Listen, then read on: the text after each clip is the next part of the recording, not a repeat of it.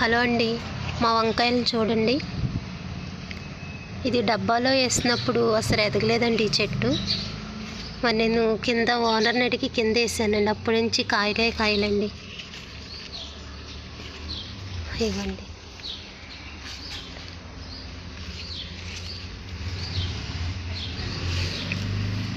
ఇదంతా ఒక చెట్టేనండి.